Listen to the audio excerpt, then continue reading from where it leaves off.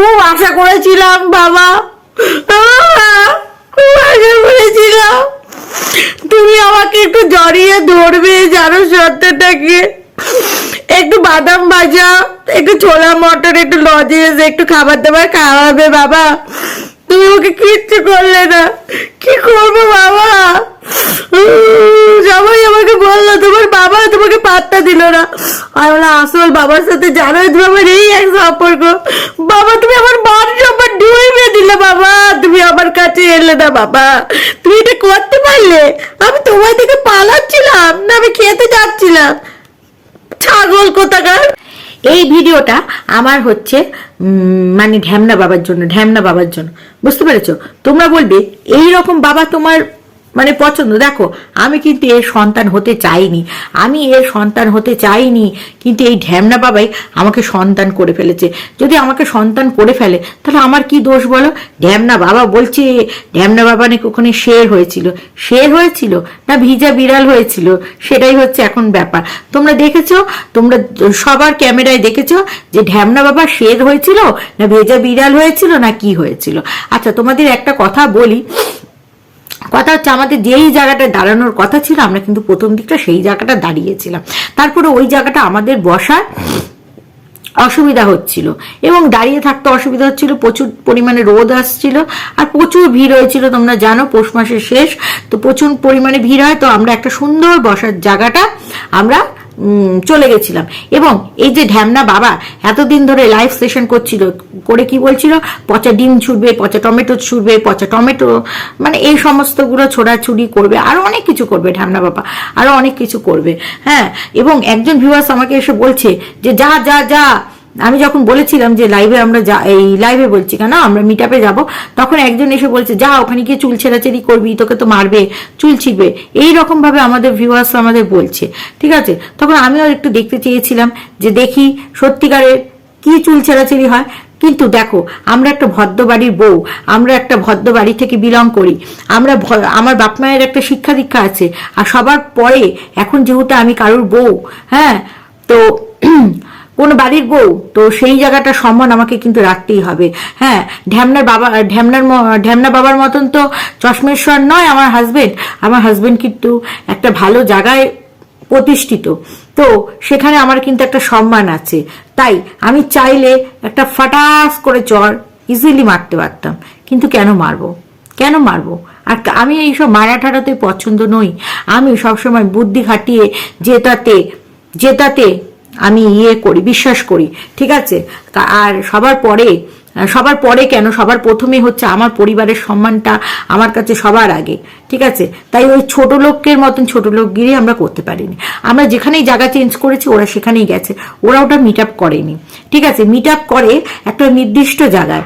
আচ্ছা তোমরা বলবে তোমরা জায়গাটা এই কারণে আমরা চেঞ্জ করেছিলাম, এবং ওরাও সেখানে গিয়ে একটু দূর থেকে এরকম করে তাকাচ্ছে, এবং ওরা যে আমাদের রিলস করা নিয়ে, কেক খাওয়া নিয়ে এত কথা বলছে। তোমরা আমাদের রিলসগুলো দেখেছো, যথেষ্ট ভদ্র রিলস ছিল। আচ্ছা, আর কেকের বিষয় ওটা নিয়মরে যদি দেখানো হয় তাহলে ওইটা এগলেস হবে না। শোনো, তোমরা এটা জেনে রাখবে কাস্টমাইজ কেকও হয়। তুমি একটা কেক দেখিয়ে বলবে যে আমি এটা এগলেস চাই, কাস্টমাইজ কেক তোমাকে বানিয়ে দেবে। এরকম কাস্টমাইজ কেক কিন্তু আমি মিও মোড়ে গিয়ে এবং অনেক দোকানে গিয়ে আমি করে থাকি। কারণ বার্থডের ক্ষেত্রে ধরো মিও মোড়ে ন্যাচারালি যেই কেকগুলো আমাদের এই চন্দননগর ব্রাঞ্চে পাওয়া যায়, সেই কেকগুলো মানে কলকাতার ব্রাঞ্চে যেগুলো পাওয়া যায় সেগুলো চন্দননগরের ব্রাঞ্চে পাওয়া যায় না। সেক্ষেত্রেও কিন্তু আমি কাস্টমাইজ কেক করে নিই। ঠিক আছে, যে আমি কারোর বার্থডেতে, অনেক সময় আমি কারোর বার্থডেতে ধরো গিফট করতে পারি, কোনো কেক গিফট করিও অনেক সময়, তো তখন কিন্তু কারো ফুটবল চাই, কারোর মাঠ চাই, তো আমরা কাস্টমাইজ কেক করে নিই। করে একটু একদিন আগে থেকে ওরা আমাকে বলে জানিয়ে দিতে, অ্যাডভান্স করে দিই একটা, তখন আমাকে টোকেন দিয়ে দেয়, এবং যেদিন বার্থডে সেই আমাকে টাইম আমি বলে দিই যে এই টাইমে আমার লাগবে। ওরা মানে দেখো সকালের শিফট একটা হয়, একটা বিকেলের শিফট হয়, তো আমি সকালের শিফটটাই সবসময় নেওয়ার চেষ্টা করি। তখন আমি পুরো টাকাটা পেমেন্ট করে আমি কিন্তু নিয়ে নিই। তো কেকের বিষয়টা মিটে গেল। ঠিক আছে, আর মিওমোরে কিন্তু ননভেজ এই ভেজ কেক, ননভেজ কেক দু রকম কেকই অ্যাভেলেবেল হয়, এবং কাস্টমাইজ কেকও হয়, তোমরা এটা জেনে রাখবে। আচ্ছা, যেই বিষয়টা নিয়ে বলছি, আচ্ছা সেটা হচ্ছে সেটা হচ্ছে এরা বলছে আমরা নাকি নোংরা রিলস করেছি। তাহলে হিপ্তি আর ওইদিকে ছন ছন ছন ছন, হ্যাঁ ওই যে বেকা আর বললাম না, তো ওই মাল দুটো দেখছিলে মামি ময়ে ময়ে করছিল, তারপরে কি ভাগনা দেয় হামি গালপাতে মামি, এ সমস্ত এরা নাচগুলি কিন্তু করছিল।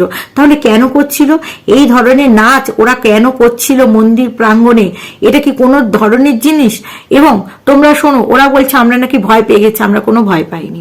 ওরা কিছু ভিউয়ার্সদের প্রথমে পাঠালো, সেই ভিউয়ার্স দেখো আমাদের ভিউয়ার্সদের এরা অসম্মান করে, কিন্তু আমি কোনো ভিউয়ার্সকে অসম্মান করতে পারবো না, কারণ ভিউয়ার্সরা আছে বলেই আজকে আমরা আছি। তারা নেগেটিভ ওয়েতে আমাদের ভিউ দেয়, একই পজিটিভ ওয়েতে ভিউ দেয়, বাট তারা আমাদের ভিউ দেয়। তো একজন ভিউয়ার্স গিয়ে বললেন, হ্যাঁ তিনি বললেন যে ওরা এমনি তোমাদের সাথে কথা বলবে। কব গিয়ে প্রথমে বললো আমরা কি কথা বলবে, বলো না এমনি ওরা কথা বলবে, শোনো না ওরা কি বলতে চাইছে। তো কি বলবে, তখন বললো যে হ্যাপি বার্থডে। এবার দেখো কেউ যদি কাউকে হ্যাপি বার্থডে করে সৌজন্যতামূলক জ্ঞাপন করে তাহলে সেই সৌজন্যতাটা আমরা নেব। তো তখন বললো হ্যাপি বার্থডে। তারপরেই ওরা শুরু করলো যে আপনি কেন পরকীয়াকে সাপোর্ট করেন, প্রত্যেকটা বাড়ির বউ কি পরকীয়া করে, ঠিক এই ধরনের কথাবার্তাগুলো বলছিল। আচ্ছা আমার কথা হচ্ছে বিষয়টা ওখানে মিট আপে কিন্তু কেউ প্রশ্ন করে না। আজকে ম্যান্ডি মিট আপ করেছে, ম্যান্ডির মিট আপে গিয়ে কেউ জিজ্ঞাসা করেছে এই যে লুঙ্গি বুড়ি এত চুলকানি মার্কা করে, তাহলে ম্যান্ডির মিট আপে তো ঢুকতে পারেনি লুঙ্গি বুড়ি আর এই যে ফেমা বুড়ি, হ্যাঁ মানে টুনটুনি আর কি, তো এরা ঢুকতে পারেনি। তাহলে ওখানে গিয়েও তো বলা উচিত ছিল যে তোমার কি কচি ভাইকে পছন্দ, তুমি কি কচি ভাইয়ের সাথে বেশি স্বাচ্ছন্দ্য বোধ করো, তোমার স্বামী থাকতে তুমি কেন কচি ভাইয়ের সাথে মারাতে গেছিলে? করতে পেরেছে কোন ক্রিয়েটার, এনি ক্রিয়েটার তার ক্যামেরা বন্দি করতে পেরেছে? মিটআপে গিয়ে কোশ্চেন জিজ্ঞাসা করে, কোন আবাল আছে যে মিটআপে গিয়ে কোশ্চেন জিজ্ঞাসা করে? এটা আমার জানা নেই। তখন আমরা বলেছি যে আমরা কোনো কথা আমরা এখানে বলতে চাই না, কোনো রকম এই ধরনের প্রশ্নের আমরা উত্তর দিতে চাই না, তার জন্য কমেন্ট বক্স আছে। আর তোমাদের যদি কিছু বলার থাকে কমেন্ট বক্সে বলবে, আমরা ভিডিও টু ভিডিওর মাধ্যমে বলতে চাই। হ্যাঁ ভিডিওর মাধ্যমে তোমাদের সব কিছু আমরা ক্লিয়ার করব। এটা কি খুব ভুল করেছি? তারপরেও ওরা মানে চিৎকার চেঁচামেচি করে একটা মানে এমন টাইপের করার সৃষ্টি করেছিল যাতে ওখানে চিৎকার বেশি চেঁচামেচি করবে ওই তরফ থেকে এই তরফ থেকে, এবং বেশি যদি চিৎকার চেঁচামেচি হয় ওই জায়গাটা থেকে আমাদের সরিয়ে দেবে। তখন ওরা বলবে আমরা কিন্তু ভয়তে সরে গেছি কিংবা আমাদের মিটার আনসাকসেসফুলি হয়েছে, এটা একটা কথা। এবং ওই করতে করতে ধরো ওরা ভিউয়ার্স, ঠিক আছে, কোনো ক্রিয়েটার ওই কবর ছাড়া কোনো ক্রিয়েটার সেইভাবে যায়নি, তাহলে ধরো সে হয়তো একটা গায়ে টোকা দিতেও পারতো, কথার কথা বলছি, একটা গায়ে টোকা দিত, বলবো এমনি জাস্ট সরি দিয়ে বলবে সরি ধাক্কা লেগে গেছে, এরা করতো। এবং সেইটা ওদের কিন্তু অন ক্যামেরায় চালু ছিল এবং বলবে আমরা কিন্তু এখানে মেরেছি। এই ধরনের জিনিসগুলো ওরা নোংরামি করবে বলেই ওখানে গিয়েছিল, কিন্তু আমরা সাকসেস হতে দিইনি। আমি বুদ্ধি খাটিয়ে বলছিল না যে আমরা সব পিছনে ছিলাম, আমরা সামনেই ছিলাম। তারপর আমরা পিছনে থেকে সুকে ডেকে নিলাম এবং বললাম এদের কোনো রকম কোশ্চেনে, সু তো এর আগেই বলে দিয়েছে যে no comments, no comments means no comments. তারপরে আমরা ডেকে নিলাম, একটু দেখো পুলিশের বউ একটু তো বুদ্ধি রাখতেই হবে তাই না? যখন সত্য শক্তিশালী, শক্তি শক্তিশালী মানে এইটা নয় শয়তানির দিক থেকে তারা শক্তিশালী, এইটা নয় তারা শক্তিশালী, এই দিক থেকে শক্তিশালী নয়। তো সত্যুর সাথে সত্যুর মতনই একটু বুদ্ধি খাটিয়ে চলতে হয়। তাই আমি সুকে বললাম শোনো না এইদিকে তোমার সাথে একটু দরকার আছে, চালাকি করে ডেকে নিলাম, ডেকে নিয়ে নিজেদের মধ্যে একটু কথা বলতে লাগলাম। ওরা ইগনোরেন্স হলো, কতক্ষণ দাঁড়াবে কুকুরের মতন, তারপরে চলে গেল। তারপরেও কুকুরের মতন ওরা কিন্তু দাঁড়িয়ে ছিল এবং ওদের সামনেই কেকটা কাটা হয়েছে, ওদের সামনেই রিলসটা করা হয়েছে, ঠিক আছে, লাইভ আছে, তোমরা দেখে নেবে, ঠিক আছে। মৌদির সাথেও আমার ডান্স হয়েছে, মানে রিলস হয়েছে। তারপরে বলি এরকম কুকুর কি তোমরা দেখেছো কখনো? যে আমরা খাবার দোকানে গেছি, মানে হোটেলে গেছি খেতে, তার হোটেলের ব্যাক সাইডে দরজার সামনে এই কবর বউ, তার সাথে ওই দুইজন যারা গেছিল চামচিগুলো কোশ্চেন জিজ্ঞাসা করতে, এবং তার সাথে ওই লুঙ্গি বুড়ি দাঁড়িয়েছিল। এবার খাবার দোকানে দেখো কতক্ষণ লাগে খেতে।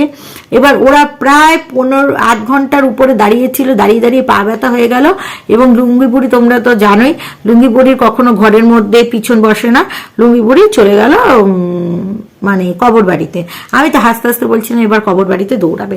এরকম কোনোদিন তোমরা দেখেছো বাপের জন্মে যে রাস্তার যে লেডিগুলো তাদেরও একটা লজ্জা শরম আছে, কিন্তু এদের লজ্জা শরম নেই। আর এই যে ঢ্যামনার কথা, ঢ্যামনা সামনে এসে কোশ্চেন জিজ্ঞাসা করতে পারেনি। ঢ্যামনা ওই দাদাকেই বলেছে, এই ভেরু শোনো, একটা শিক্ষকের ছেলে, তার একটা ভদ্রতা তো থাকবেই। বস্তির ছেলের সাথে শিক্ষকের ছেলে বোধহয় এখানেই পার্থক্য। একজন শিক্ষকের ছেলে দেখিয়ে দিল যে হ্যাঁ তিনি শিক্ষকের ছেলে, ঠিক আছে। ঢ্যামনার কিচ্ছু করার ক্ষমতা ছিল না, ঢ্যামনার শুধু ভাবতাবাজি, শুধু ঢ্যামনাই কথা বলছে, মামি মই এই সেই, এগুলো উত্তপ্ত করছে। এবং ঢ্যামনা যখন উত্তপ্ত এইরকম ভাবে করছিল, ওখানকার যারা অনেক মানুষ এসেছিল তারা বুঝতে পারছিল না যে জিনিসটা কি হচ্ছিল। হ্যাঁ, তারা ভাবছিল এটা কি সব ভদ্রঘরের ড্রেস পরে। সেখানে দেখো আমি অনেক কিছু বলতে পারতাম, কিন্তু আমি অনেক কিছু বলিনি, কারণ অনেক কিছু বলবো ওরা নেগেটিভ ওয়েতে সেটাকে ক্যামেরা বন্দি করবে এবং সেইটা নিয়ে কন্টেন্ট করবে। সেই কন্টেন্টটা আমি একদমই দিতে চাইনি। বললে অনেক কিছুই আমি বলতে পারতাম। আমি জাস্ট চুপ করে ওরা বলছিল তাই আমি বললাম যে লুঙ্গি বুড়ি মোয়ে পচার তলা চাটো। তখন বলছে তুই তো শুয়ের সামনে পিছন চাটিস। তখন দাদা আমাকে বললেন, শুয়ের হাজবেন্ড বলল যে তুমি চুপ করে যাও। দাদা একজন সম্মানীয় ব্যক্তি, তাকে সম্মান করা আমি প্রয়োজন বলে মনে করি, তাই আমি চুপ করে গেলাম, তাই আমি কোনো মুখ লাগালাম না। বুঝতে পেরেছো? এত হাতি নিয়ে মাতামাতি করছে কেন? বুঝতে পেরেছো? হাতির বুদ্ধিটা একটু হলেও ওদের কাজে ব্যাঘাত ঘটেছে, সেই জন্যই এত হাতিকে নিয়ে লম্পজম্প। বুঝলি ঢ্যামনা, তোর অকাত ওই। আর বলছি তোর ওই পেরানের সেরানের সব দিদিগুলোকে নিয়ে যেতে পারলি না কেন? একটাও তো গেল না। গেল ওই নতুন ওই কি বলবো আর কি, বাপরে বাপ, গুটকা খোর ওই মালটা, হ্যাঁ ওই যে ছ্যান ওইটাই গেছিল। আর সবই তো ওই হিপ্তি আর ফেমা, সব তো ওই দলের লোক ছিল, এখন এই দলে করে নিচ্ছে। যাই হোক, এছাড়া তো কোনো পেরানের দিদিকে দেখতে পারলাম না। তোর বউকে নিয়ে যাবি বলেছিলি, কেন বউকে নিয়ে যাসনি? কারণ বউয়ের চ্যানেলটা এফেক্ট হবে বলে, তাই তো না? আমিও তাহলে তোর বউ গেলে তোদের সামনে সত্যি কথা বিশ্বাস কর গিয়ে জিজ্ঞাসা করতো আপনি এগুলো কি করে প্রশ্রয় দেন? তোর বউ সেই লজ্জা। অ্যাকচুয়ালি তোর বউ জানে তুই কত বড় ঢ্যামনা, তাই তোর সাথে, ঠিক আছে, তোর সাথে বেরাতে সে ভয় পায়, ঠিক আছে। যেটুকু বেড়ায় বাধ্য হয়ে বেড়ায়, বুঝতে পেরেছিস? তোর বউয়েরও সামনে পিছনে ভয় আছে, তার জন্য তোর বউও প্রাঙ্গণে, দক্ষিণেশ্বর প্রাঙ্গণে যেতে পারিনি। তুই বলে বউকে ছাড়া কোথাও যাস না, তাহলে ওখানে গিয়ে তো দেখলাম শুয়ের থেকে নজরই হাঁটাচ্ছিলিস না। শুকে এত পছন্দ, অ্যাকচুয়ালি শু তোকে কোনো পছন্দ করে না, কারণ শু তোর দিকে সেইভাবে তাকাচ্ছিল না। তুই এক দৃষ্টে তাকাচ্ছিস আর এরকম ফোন করছিস, ভাবছিস আমরা কিছু বুঝি না। আমরা সব বুঝতে পেরেছি কে কার দিকে আকৃষ্ট। তো চলো দর্শক বন্ধুরা, তোমাদের বুঝিয়ে দিলাম ওই দিন কি হয়েছিল, কি বৃত্তান্ত। আরো অনেক যেগুলো হয়েছিল, এত ঘন্টা তো আমরা ছিলাম, সেগুলো আস্তে আস্তে পর ভিডিও বাই ভিডিও নামবে। চলো।